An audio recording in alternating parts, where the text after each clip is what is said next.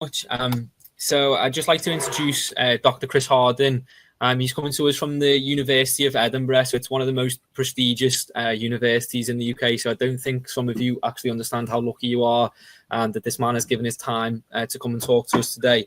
He's published quite a lot of books on Japan, but today he's come to talk to us about the British Empire. Last time when we did Peter Gaunt's talk about Oliver Cromwell, Cromwell was only 50, 60 years when he died. So it was only a 50, 60 year period that we were discussing. So now Chris, Dr. Harding, has got to discuss over 250 years of history in just 1 hour. Okay, so let's try and get some really interesting questions, and I'll pick the best ones that we can ask. So Chris, I was thinking if you wanted to just maybe start in the beginning with the East India Company and their role and expansion in Britain and India in the early 1600s, 1700s. Yeah, do you want me to just talk for a couple of minutes before we get to questions then? Is that best? Yeah, because if you talk, then they might come up with some more questions that will come into their brains anyway. That's kind of is. The more that you talk, the more things that will go into their brain and bounce off them, and then we'll get some questions that way. That sounds lovely. Okay, yeah. Well, thank you for having me. Where shall we begin with the East India Company? I suppose the place to begin would be around the 1500s, so sort of the century before. The two really big empires were the Spanish and the Portuguese at this point. These two huge maritime empires, between them, they sort of carved up the world. And India was in the zone controlled by the Portuguese. So the Portuguese had these little bases all the way around the coastline of India, and they were managing to trade for things like spices, bringing them back to Europe at this enormous markup. And in England, people were starting to feel, this is around sort of the late 1500s. So we're thinking about the Tudor period, especially the period of Queen Elizabeth I.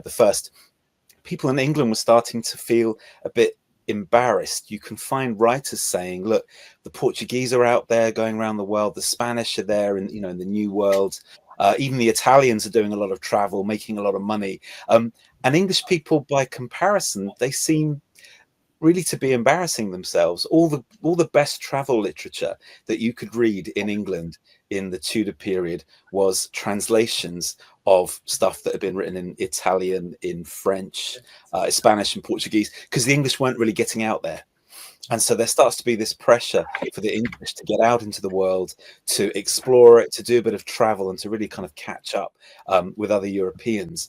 And I think it's worth looking at the English in India as coming out of that period. So for the English, India is going to be one of these places where they can prove that the English as well can be brilliant travelers, explorers, and also merchants. So I think then from the late 1500s, so right towards the end of the 16th century, you start to have English merchants going out to India. And I think it's really worth bearing in mind just how unimportant the English were at this point. So at this point in India, if we're thinking right at the end of the 16th century, then at the beginning of the 17th century, India is this vast place, much of it controlled by the Mughal Empire. It's extraordinarily wealthy, gold, jewels, textiles, trade, and England by comparison is a kind of small and poor and unimportant place, but yet these merchants want to see if they can try and make a little bit of money out there. So beginning right at the start of the 16th, try and develop trading relationships to India. So right at the beginning of the 17th century, when we start, this is a really small company. It's paid for by groups of people back in London who put bits and pieces of money together. They kind of club together to afford to pay for ships to go out to India to see what they might be able to find there and how they might be able to trade. So it's a really small venture. And by comparison, India is this huge and wealthy place. The Portuguese have been there for decades longer than the English, and they are having much more trading success than the English are. But bit by bit, in the early decades of the 1600s, the English start to get a foothold in India. Really briefly, maybe just give you a few more bits about these beginning decades. They start to set up what they called factories. So we think about factories in that industrial sense, right? Making things using mechanized forms of productivity.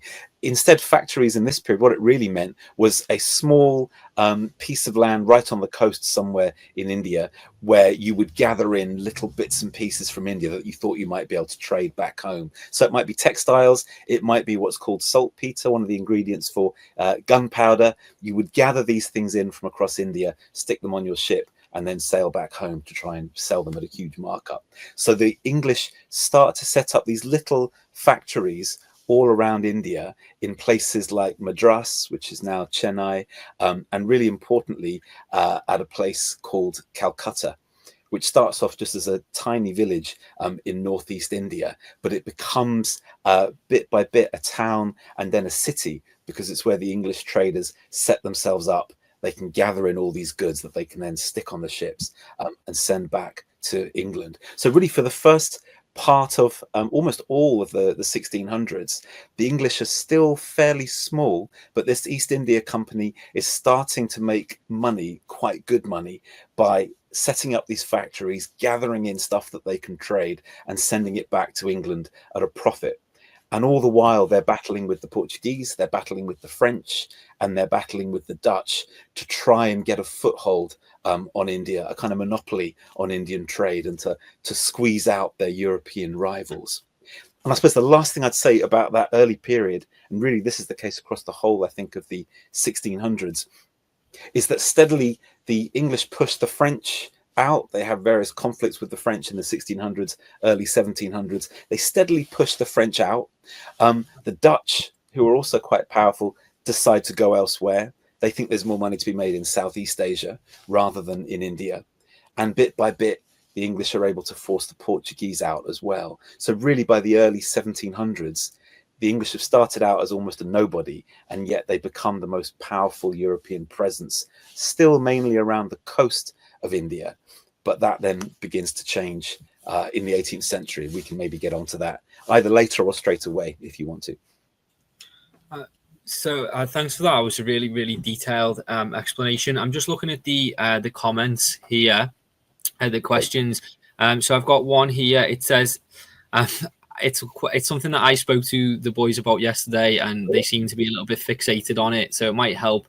As far as I understood, there was opium that came through India on its way to China, or grown in India. So the question, it says, where did the opium come from, and was it only for wealthy people? Oh, right. Okay, that's a good question. Yeah. So I suppose that takes us sort of quite neatly into the 18th century, and one of the ways in which, after 1707, we talk about the British rather than the English. So the British in India are starting to make some serious money. So that's right. You have the so-called triangular trade. It's opium that is grown primarily in northeastern India, and then it gets taken to Calcutta, and it's sort of scraped off the poppy, and it's then formed into these kind of balls, like roughly the size of bath bombs. I don't know how many boys use bath bombs, but roughly that kind of size. You put it into these opium balls, you stick those in these great wooden chests, and then these get sent from Calcutta all the way around to China in particular. Opium does, come back to Europe. It comes back to Britain. You've got famous poets like Samuel Taylor Coleridge who were using opium, but a lot of it gets sent to China, where it can be sold at a huge markup. And in answer to who has it, it's actually quite affordable. So you start to get people in China of all classes who are taking opium. You've probably heard of opium dens, where people can go, they can lie down and they can smoke their opium and sort of disappear into this opium haze. And so you get, some estimates, as many as 1 million people in China who are hooked on opium thanks to this trade that's coming out of Calcutta in northeast India. So in answer to your question, it's by no means a really small number of people. It's actually quite a few Chinese people.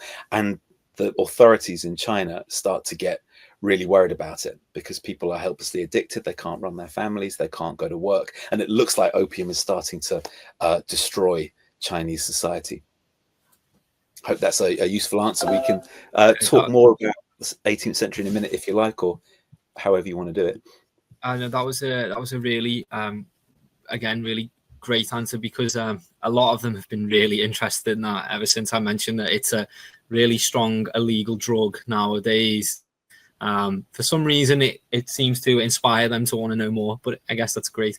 I just got a couple of people have asked a similar question here about how India was governed before the British, because as I understand, it was a load of princedoms, but I wanted you to talk about this one because I think that it would be useful for them to know. Yeah, to get a sense of that. Yeah, let me do that. I'll just quickly, before we do that, come back briefly to that previous point. I think the interest in opium, almost comparing it to the drugs trade now, I think that's a really good connection to make. So for some people, the merchants of the East India Company, they were the drug dealers of their days, and it was often young men who would go out to India to make enormous amount of money from this kind of stuff, even though roughly 1/3 of the young men who went out to India to work for the East India Company never came back, because they died of tropical diseases or bar fights or whatever it might be. But those who did come back, some of them were extraordinarily wealthy, and they were doing the sorts of things now where you might find drug dealers kind of riding around in expensive cars, Mercedes, BMW and Range Rovers. These people making money off opium and then coming back to Britain, they would have, huge houses, sort of fantastic clothes, and amazing lifestyle. Some of the wealthiest people in Britain got it from the drugs trade. So I think that connection with what goes on now is a really useful one. But yeah, to get to the question of how India was being governed before the British got there, the most powerful part of India, the most kind of prosperous part of India, was the north in this period, the north down into the center of India. And it was under the control of a Muslim empire called the Mughal Empire. And they controlled roughly, in the 17th century, they controlled roughly 2/3 of India. You've still got parts of India right down in the south, which were not under the control of the Mughal Empire. But for the most part, India was being controlled by the Mughals. And I think what's really important to recognize as part of that, if you imagine the map of India in the far northeast, where Calcutta was, and the English had their factory by the 18th century, we're thinking about them as the British. In that corner of India, known as Bengal, it was technically part of the Mughal Empire, but the Mughals actually found the local ruler, the Nawab of Bengal, quite difficult to deal with. And so in the middle end of the 18th century, the Mughals more or less agreed to give control of that part of India to the British. And this is this remarkable moment. It happens in 1750s, 1760s, where you've got a private company is actually a local ruler. They become the people who are in charge of things like collecting tax. They become the people who are in charge of law and order in that part of India. And it's worth just pausing for a minute to recognize how unusual and how strange that is. It's like, I don't know, Marks and Spencer or Sainsbury's taking over a part of China and running it themselves. And it's hugely profitable, because if you think briefly, just to add on to that, think back to the opium trade. In the past, to buy the opium in India to then take to China and make lots of money, the British would have to bring into India lots of silver bullion so that they could afford to buy up these chests of opium. Now it's much easier. Once the Mughals had given them control of Bengal, all they had to do was tax the local people, take their tax money, buy opium with the tax money, and then sell that opium for a massive markup in China. So in terms of making money in a really easy and efficient way, I think it was really important for the British. Huge amount of money they were making. So, so when we're talking about the British at this stage, we're still referring to the East India Company. Is that correct? Yeah, that's correct. So the East India Company are in charge until the middle of the 19th century in India. So I've got one question here. At its peak, how large was the East India Corporation? So India was always the real center of the East India Company, but it was making huge amounts of money also elsewhere in the world. It was there active in China. It was active for a while in Japan. So it was spread across a huge amount, although it's called the East India Company, it was spread across a huge amount of Asia. And it was being run from this little office in London, making an enormous amount of money. The one thing I'll probably say about its size is that by the time you get into the early 19th century, again, these young men who are going out to make lots of money for themselves, they'll sail out with the East India Company, but then they'll do lots of private deals while they're out in places like India and while they're working in places like China as well. So although the East India Company looks huge and it's got an enormous amount of control over different parts of Asia and it's raking in lots of money, actually some of the people working for it are doing so many deals on the side that the East India Company isn't actually getting all the profit from that. So it becomes the kind of umbrella organization for lots of ambitious young men to go out and make a lot of private money. Yeah, I understood of that from some podcasts that I listened to about particularly the role of Irish and Scottish people in the East India Company, and it's kind of always associated with being an English thing, isn't it? But I think it's not completely English. It's British is the point. So we've got there's two good ones here. I'm not sure which one you want to choose. So how was the lifestyle for people living in India during British rule / how did the East India Company have an effect on the day-to-day lives of Indian people? Oh, really good questions. I'll try and say just a quick thing about both in case it's helpful. I think especially early on, I mentioned that a lot of the young men going out to India ended up dying of diseases or drinking themselves to get death or sort of fighting with each other. It was seen as kind of like the Wild West, I think, in the early decades, and a really dangerous place to be for all those sorts of reasons. So you'd have to really want to make a lot of money to risk going there. But once you get, I think, into the early 19th century and the British are spreading their power across the Indian subcontinent, you start to get a lot of people going out to India if they weren't able to make much money back home, or if they didn't think they could have a good life or a good career. They could go out to India. They could work maybe as good to have a map, thank you. They could work as a trader. They could work as a soldier. Lots of people would go out to work as Christian missionaries as well, because you could have a better style of life than you could do back home.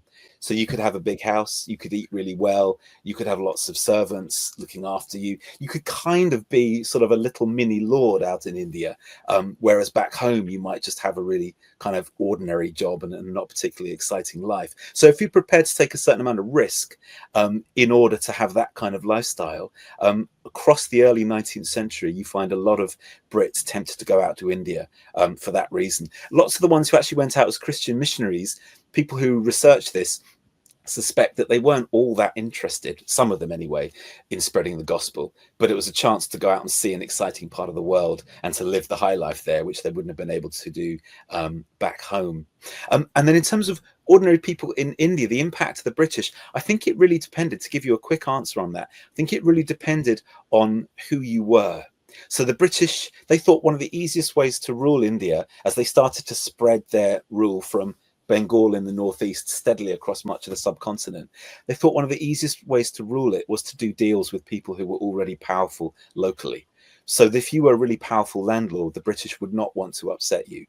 And what they might do is actually help you make more money off your land. They might help you make more money as a moneylender.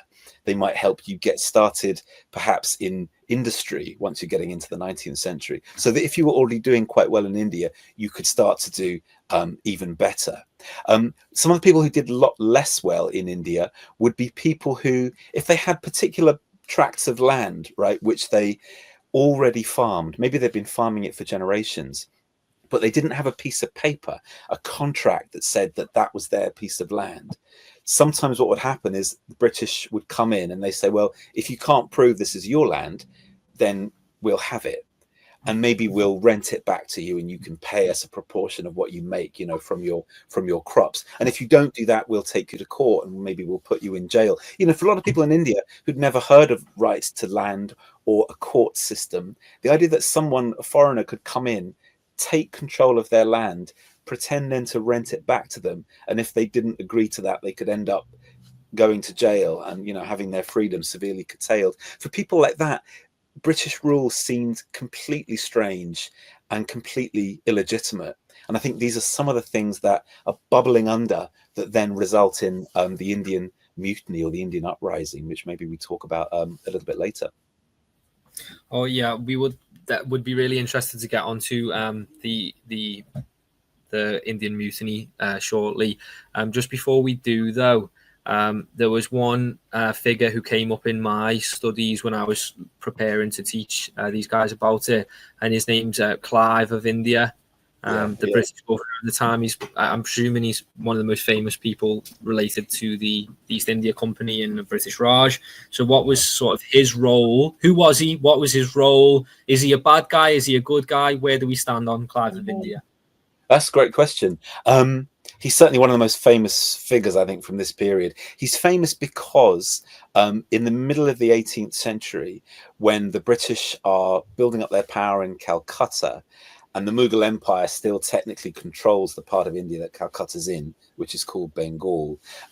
Robert Clive is famous because he does a combination of deals behind the scenes and actual fighting, famously at the Battle of Plassey in 1757, to help the East India Company get control of that part of India. And once he's done that, Robert Clive goes on to make extraordinary amounts of money, this enormous personal fortune that he makes by stealing jewelry, stealing gold, claiming parts of Bengal for himself, and then kind of collecting the tax revenue as a result. So he's a brilliant strategist. He's a clever politician. He's also an extraordinarily greedy individual. He becomes one of the richest men in England more or less overnight because of the amount of money that he's able to hoover up in Bengal. And I think a couple of things happen after that which really damage his reputation. One is that Bengal goes through a period of having extremely serious famines with an enormous death toll. And what people say is that now and again famine might happen in Bengal as a result of nature and bad luck, but the amount of money that the British, the East India Company, were taking from ordinary people in tax meant that lots and lots of people couldn't afford to eat anymore. So while Robert Clive has hoovered up all this cash and he's a big spender back home, buying himself properties, dressing really well, trying to get himself into politics back home, in India, large numbers of people are starving to death because of what people like Robert Clive are doing. So from that point of view, he becomes really obviously a baddie. I think the other reason people back home in Britain start to worry about him is that if people like Clive start to have huge amounts of money that they earn abroad, then they bring it back home and start to get involved in politics back home. The idea of having foreign and quite dirty money getting involved in British politics really worries people. And people don't like Robert Clive. The idea that you can be a nobody one minute and then a rich man and getting involved in politics the next really starts to worry people. And so he even goes on trial in the Houses of Parliament for his kind of behavior. And maybe one last thing, gives you a sense of the man. He's being accused in Parliament of basically stealing all this money and acting like a real authoritarian, like a kind of dictator in Bengal. And he basically says it was so easy to take this money and to walk in and take jewelry, paintings, thrones he would sometimes take away. It was so easy that I think I was actually pretty restrained because I could have had a lot more money than I took away. So that gives you a sense he just had the extraordinary sense of entitlement that through force of arms, because he was better at this and the soldiers of the East India Company were better than their enemies, that he could have taken a lot more, and he was actually quite restrained in not having done so. So it gives you a sense of the man, a hero to some and a huge villain to others. From what you just described there, it seems like he gives Donald Trump on the Ukraine minerals deal. Could have taken more if he wanted. Exactly. Right, so about 8 minutes ago, there was a question asked, but I want to go back to it because it will tie us. It will take us to the next stage of this discussion, I think, and I'm sure you'll agree. So, when and why did the East India Corporation weaken? And I guess that is sort of linked to the Indian Mutiny, isn't it? Yeah, brilliant. So I'll talk about that, and then let's get into the mutiny. Okay. So yeah, we mentioned a little while back that more and more young, and it is mainly young men. You get some women who are working as traders under the auspices of the East India Company, but it's mainly men. More and more of them are going out doing deals on the side. And so although the East India Company, it technically has a monopoly in India, which means it has the sole right to trade, in reality, private individuals are making a lot of money and sending that money back. Englishmen, Irishmen, Scotsmen, as Mr. Provis was just pointing out. So really, by the early 19th century, the East India Company isn't making quite as much money as it used to make, because all these private individuals making a lot of cash.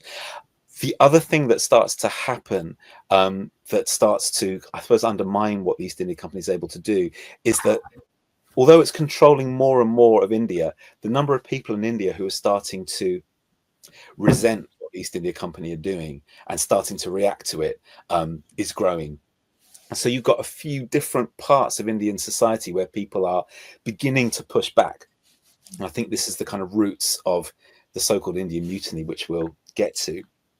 So I think there are a few things going on which people don't like. One is, we mentioned already, that people who don't have the same concept of ownership of land and property as people do in Britain at the time, they hate the idea that foreigners can come in, require you to give them tax money, and if not, they can sort of physically threaten you and maybe put you in jail for long periods of time. People are starting to get upset about that.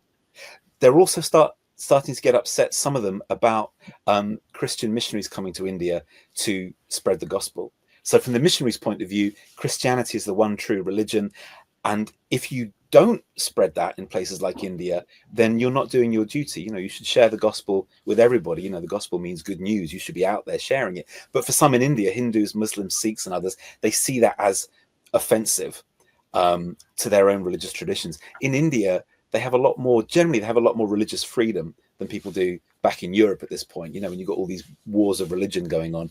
In India, it's much more cosmopolitan.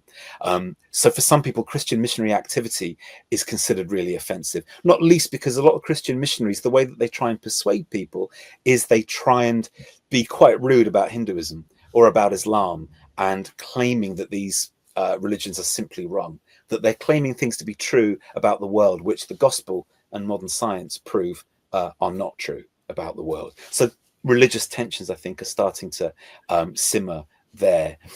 The third group of people who start to get upset with the British by the 1850s, I think, are the sepoy armies. So the East India Company, in the late part of the 18th century, early part of the 19th century, the story of that period is of sepoy armies. So armies mainly made up of Indians, although you've also got Englishmen, Irishmen, and others within the ranks. They are taking over more and more of the Indian subcontinent, and they're doing things like firing in ranks. They've got better rifles, better technology, better strategic ideas than many of their rivals have. So they've been really successful. But the British Empire in India is largely built off the backs of these Indian sepoys. And by the 1850s, their rates of pay are starting to go down. There are rumors that they might be required to go and serve overseas, which a lot of them don't want to do. And then there are rumors, and you might have come across this in your work together, that a new rifle made by a company called Lee Enfield, they use either pig fat or cow fat to grease the cartridges. And for Muslims, the idea that you might be required to use cartridges greased in pig fat is disgusting and offensive. For Hindus, the idea that you'd have cartridges that are greased with cow fat are equally disgusting. And so that becomes relatively small issue, which starts to persuade sepoys that they have had enough. And so in May 1857, you get what technically is a mutiny. So at one particular barracks in Meerut, you get sepoys rising up against their British officers, shooting them dead, getting others together, and then starting to march on Delhi. But what I wanted to say about calling it the Indian Mutiny is, to call it that is to agree with the British view of what happened. And I think it's worth just stepping back and looking at the different things we might call it. You can call it a mutiny at the beginning because it is soldiers rising up against their officers, technically a mutiny. And then they march on Delhi. Something like 100,000 soldiers end up marching on Delhi, trying to resist the British. But at that point, because you get lots of other people involved as well. So you get landowners, you get ordinary farmers involved, you get people rising up against money lenders. The whole thing grows from being a military mutiny to being what some people would instead want to call an Indian uprising. So it's not just soldiers, lots of other people in India who've decided they've had enough of British rule, and especially in Delhi, they're trying to force the British out. The British always wanted to call it just a mutiny, because then it makes it sound like it's kind of a discipline problem within the army. If you call it an uprising, it starts to make it look as though some of the people, the Indians who got involved in it, have a good case for rising up against the British, which the British don't want to accept. The other thing some people will call it, and it shows you why it's political what you call it, some people in India later called it the First War of Independence. So there's this romantic idea that for the first time Indians were coming together to try and force the British out of their country. And you've got these amazing images there. Yeah, thank you very much. So I think what you call it, I think you should be quite careful. Often historians now will tend to use the term uprising because it seems like kind of a middle of a road thing. It's not going with the British view that it's purely a mutiny because ordinary people get involved. It's not really right to call it an Indian War of Independence either, because it's never really on that scale. It only goes on for a few months, and most people in India aren't involved, and most people actually don't even know it's going on.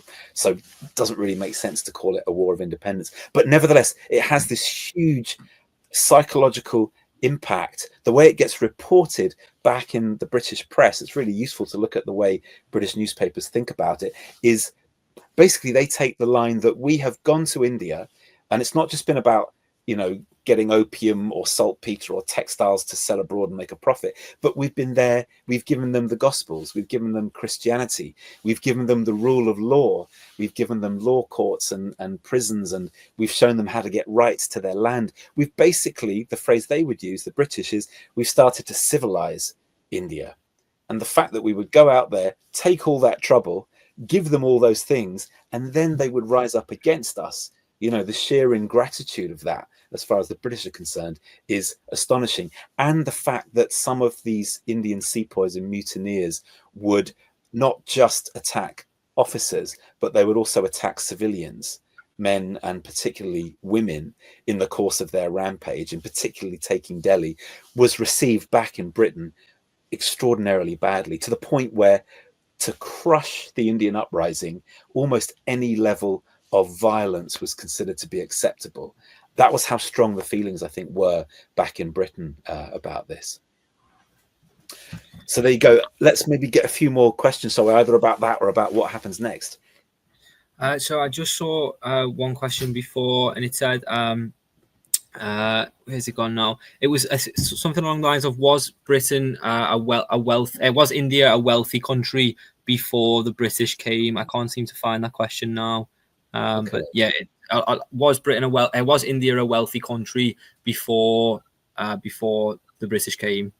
Yeah, great. I'll give you a quick answer to that one. Yes, it was. So in the 16th century, early 17th century, India, you can imagine it at the center of these huge trading networks that go all the way across to China, Southeast Asia in one direction, and all the way across to the Middle East and to Africa on the other. And India's rich in gold, silver, jewels, textiles.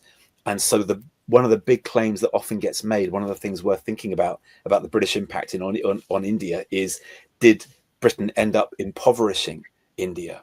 A country that was wealthy and doing really well, did the British end up impoverishing it for their own benefit? I'll leave that question to your students to answer, but that's one of the things that people try to think about in terms of Britain's impact. Oh, that's a really, that was a quick, short answer, because I think we've got so many questions. Okay. It's just so hard to get through different ones. Was trade in India positively or negatively affected by the British? It's a really good one. Again, I'll give a quick answer. One of the difficulties we have in answering it is we talk about it as counterfactuals, which means to answer that question, we'd have to go back and change history to work out what would have happened. So briefly on both sides of it, people who are in favour, I think, of the British Empire would say that thanks to British ships, navigation, India is opened up to much bigger trading networks than it would have been otherwise. So it becomes part of a global trading system. Other people would say that if the British hadn't interfered in India, the people in India would have developed those trading networks anyway, because the Indians already had ships. They were starting to develop different kinds of industries. And so India could have been a big global player, and quite a wealthy global player, even without the British, if they'd just been allowed to develop by themselves. Yeah, it seemed to me that they were more developed before the British and then kind of got worse. How did Indian nationalism evolve under British rule? Oh, good question. I'd say it developed in probably two phases. So if you have a chance to go online, look for a photograph of the Indian National Congress meeting. This is this meeting of early Indian nationalism in 1885, which was when it was put together. You'll see lots of quite wealthy looking men in English style suits.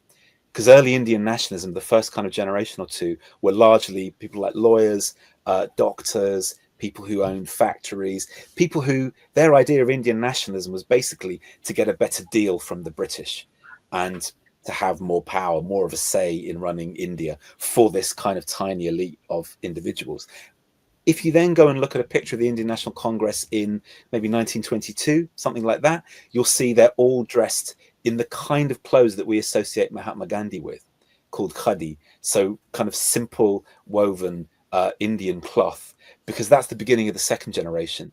Thanks to people like Mahatma Gandhi trying to say that Indian nationalism is not just for a tiny elite of people who want to get involved for their own benefit, but it should be everybody. And so under him, you have famous things like non-cooperation and that kind of civil disobedience. The idea that if everyone gets involved, we can bring India to a standstill and we can force the British to leave peacefully, but by completely overwhelming them with our non-cooperation and with our civil disobedience. So I'd say it evolves in those two stages: an elite movement in the interest of a small group of people, and then under Mahatma Gandhi, 1920s onwards, becoming much more of a mass movement, trying to get everybody involved. Oh, thanks for that one. That was a really good one. So we've got one here. It's been asked a couple of times, so I guess I'm going to have to go for it. How did the British colonial policies impact the economic and social structures of India during the Raj? Seems like it might have been an AI that generated that question, but it seems like a good question, so let's go for it anyway. You've got a really good ear for AI. I don't think I would have picked that up. I think it divides into people who benefited from British rule in India, which some did, and I can be brief on who that might have been, and other people who might have had better lives if the British had stayed away. So I think it goes back to what we were saying earlier on. When the British get there, one of the really important things to understand, I think, about British rule in India is that it would have been impossible if large numbers of Indians hadn't cooperated or collaborated with the British. People who serve in the army, serve in the police force, become judges, are landowners who have really good relationships with the British. For all these people, they find that their power and their wealth increases because they're prepared to work with the British. For other people, if you didn't previously have clear rights to your land, for example, if you wanted to set up factories in India, but you were prevented from doing so because the British wanted factories in places like Manchester and Liverpool and Glasgow to remain profitable, and so they squashed that kind of development in India. If you were in that kind of category, then you would do a lot less well. So you can sort of crudely divide it into people who collaborated and did well, and people whose interests were really crushed by the British. So it's quite a big divide then, really, isn't it? So I guess as we're drawing to the end of the podcast, we've got 10 minutes left. So let's take it to the end of the British in India. So what roles did figures like Mahatma Gandhi, Nehru, and Subhas Chandra Bose play in challenging British authority? Excellent. Okay, I think probably certainly the most famous, maybe the most important figure there is Mahatma Gandhi, and I think he's really important in this because his basic idea was that the British being in India was as damaging for the British because it turns them into greedy and violent people as it was for Indians themselves. And his big idea was to try and hold a mirror up to colonialism and show the British, the people of Britain, how terrible it was, how bad for their souls it was, and in that way to help people to kind of turn the corner on imperialism and regard it as something that's outdated and inhuman and something that had to change. I think that Gandhi was really successful because he was so good at reaching out to big audiences. He had a real charisma and a gift for speaking. He could persuade people of that case, that decent British people, decent Westerners, wouldn't put up with imperialism anymore. So I think he was really key for that. Subhas Chandra Bose represents more of your kind of militant anti-colonialism. So during the Second World War, he worked with the Japanese, and he helped the Japanese try to invade India, to try and take it by force. But the fact that he dealt with the Japanese during the war, and he also collaborated with the Nazis, makes his legacy, I think, perhaps a little bit more controversial. I think the third figure was Jinnah, so this Muslim leader. In general, the last thing I'll say about this is what happens in that run up to independence is that there's a really big worry for people in India about when the British go, who's going to be in charge. So some people worry that when the British go, India's going to be ruled by Hindu nationalists. So it'll be run in the interests of high caste Hindus, and that if you're a Sikh or a Christian or a Muslim, you're going to be a second class citizen. So as a result, as you get closer and closer towards independence, people like Muhammad Ali Jinnah are saying Muslims need protection.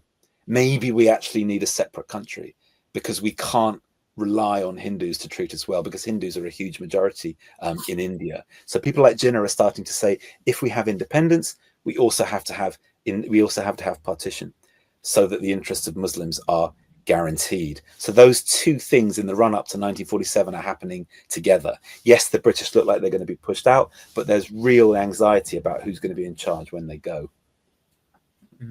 I guess it must have been quite a scary time for the people in India. So maybe this might be the last one. Now, my kids can stay a little bit longer, but if anybody else needs to go, they're more than welcome to. So what was the lasting impact of British rule in India or on India? Wow, that's a really good question. They're all lovely questions, but that's a particularly broad one. Let me have a think. In a few obvious ways, if you go to India now, you will see the lasting impact. English is one of the main national languages of India. Its constitution, its legal system, its army, its police forces, its civil service, its education system, all these things are really deeply indebted to British rule. Whether you think colonialism is a good thing or a bad thing, put that to one side. But if you're in India, you'll see all of these things as hangovers from the Raj. I think that's quite important. That's really there. Another thing people might say in South Asia generally, and yeah, in both India and Pakistan, is that democracy has struggled to take root in South Asia, partly because the British ruled in quite an authoritarian way. So the British would say they'd introduced democracy to South Asia. Critics would say the way that they did it really emphasized kind of strong top-down rulers with the backing of the army. So Pakistan has been ruled on and off by the army, and some would blame the British for that. India at the moment, its prime minister is quite authoritarian, is a Hindu nationalist. Some would blame the British for that because they encourage those sorts of people to become powerful. Maybe the last element of impact I think people might draw your attention to is they would say, look at the relative poverty of India. People in favor of imperialism would say, well, that was there before. Doesn't really have much to do with the British. Others, I think, would say that if India had been left to its own devices, it might have industrialized faster, might have become wealthier, might have done what China has done in the last few decades and raised loads and loads of its people up from poverty. The fact that India has failed to do that, some people would pin that, I think, on the British. That's a really humbling moment, I guess. Quite a few times a boys asked this question. I think it's from Tom's school in Spain, and it's jumping right back to the beginning. Okay. So I guess how long do you want to stay on for, Chris? Do you want to go? I've got 3 more minutes at least. Yeah, that's fine. If people are okay. All right to play. Yeah. Sorry for the late start again. I've got the time wrong. It's all right. Miscommunication happens. But Tom, the same for you. If you need to jump off, just leave us on here, and I'll close up in a bit. No, I don't. Oh, yeah, don't worry. I'm sticking around for a bit, so no problem. All right, thank you. So we've got it's a boy called Tiago. He asked, how different was the Spanish viceroyalty conquest in America to the British Raj in India? Oh, right, interesting comparison. Yeah. How would we compare the two? Couple of differences between them, I think. Maybe one of them is political and one of them is cultural. So I'll just give a quick answer on both. The Spanish conquests in South America, for the most part, were much quicker and much easier politically and militarily, I think, than it was in India. So in India, it was more complicated because you had different European powers all trying to control India. So for a lot of the time, the English and then the British were busy fighting the French in parts of South India, and it got quite confused and quite bloody. Also, because different armies in parts of India, if we're thinking about mainly the 18th century, early 19th century, rival armies to the British also had quite advanced weapons and in some cases quite advanced training. And so the battles were often a little bit more even than they would have been for the most part in South America. So the conquest took longer. It took the British more of an effort for these sorts of reasons. It really was a process of about sort of 50 to 70 years for the British to take over most of South Asia. Maybe the other thing politically really quickly that was different was the British, as far as possible, tried to do deals with local rulers in India to prevent them having to wage too many wars. So they would do deals with Indian princes, for example. That happened a lot less in South America, where it was quicker and more brutal and more complete, I think. The other thing really quickly to mention about the difference, I think, is the British in India quite quickly regarded a lot of people in India, particularly Brahmins, upper caste Hindus, as being highly cultured and highly civilized. And so they felt that here was a civilization almost the equal of Europe, and they had to deal with it with respect and deal with it quite carefully and try to learn a little bit about it.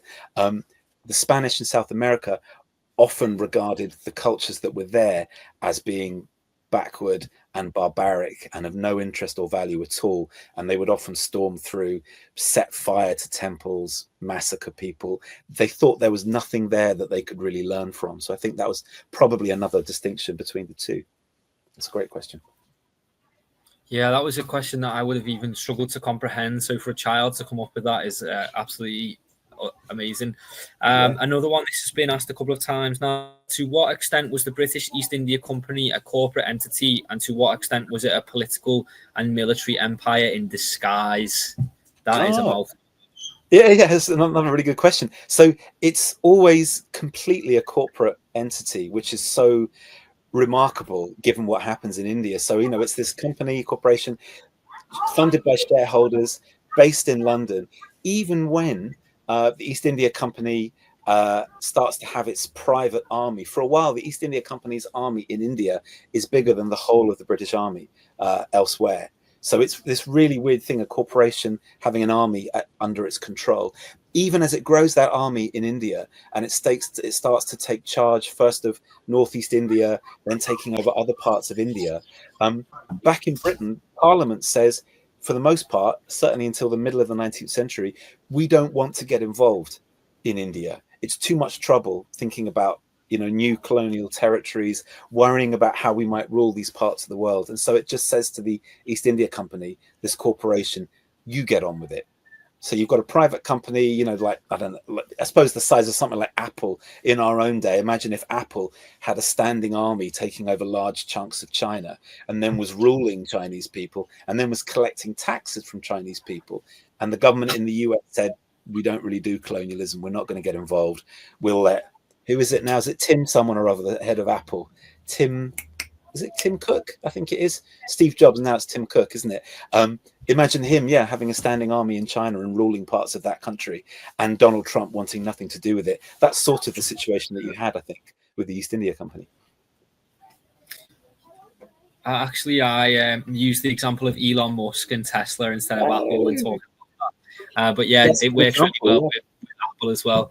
We've just got one about we couldn't talk about the British in India without having tea, could we? Right. Okay. So I think it means, did the Indians or the British, I'm not sure who they is, create tea in India because the British people really liked tea? And did they get most of their tea from India? Right. Okay. So tea drinking in Britain begins as something that's actually connected with China rather than India. So people get really excited in Britain about the impact that tea might have on your health. It's kind of like you might have a wellness craze now on sort of TikTok or Instagram, and these influencers would be telling you all the good things that that yoga, whatever it might be, can do for you. There were influencers in Britain who were paid by the East India Company, the same way influencers are paid by companies now. They would be paid by the East India Company to write about how good Chinese tea is for you, how it can help you be creative, it can help you stay alert, how it's a really civilized thing to do. It'll make you a more interesting person, and it's really good for your physical health. And it's linked in the beginning to China, because a lot of people back in Britain thought that China was this fascinating, mysterious civilization. So it really begins there, even though, of course, lots of the tea ends up being grown in places like Assam in northeast India. But then, yeah, it becomes popular first in Britain with the middle classes, and then it goes all the way down to the working classes, and now it's drunk by pretty much everybody. Right. Yeah. Except especially my dad a couple of times a day. Nice. Right. So I'll do this last final one because other kids need to come into this classroom now. And so at the end, we're at the end. Could you please summarize the British in India in 1 or 2 sentences? Oh my goodness. The British, okay. How would I summarize the British and India in 2 sentences? I would say the British and India have made such deep changes to the way India is run and the way people in India think about themselves that there will never be any undoing the impact of the British in India. That was a nice summary. Thanks very much for coming to talk to us today, Chris. We really appreciate it because we don't get a lot of time for history in our school. I'm campaigning and fighting for more. Okay. So these kids that are here today, it's been a reward for them to talk to you. We would be really grateful if in the future, maybe sometime next academic year, you would come back and talk about a different topic. It may be something that you're into as well, Japan or something, even if it's not relevant to their studies. I'd like to also give a big thanks to Tom Rogers, who I couldn't have done this without, because I am a true traditional historian that likes books instead of technology. So without Tom, I don't think that I could have organized this. And thanks to all the children with their great questions as well. Yeah, brilliant questions. Thank you so much. I really enjoyed all that. And I'd love to come back at some point. Maybe do something on Japan. That'd be great if people want to. Yeah, cool. We'll keep in touch about that, and I'll be nice. Also, make sure you get on the Rest is History as well, because Tom and Dominic have been talking about your book. Oh, right. That's really nice of them, isn't it? Give a bit of a plug. That's great. Oh, well, thank you for having me. Thanks for inviting me. It's been a real pleasure.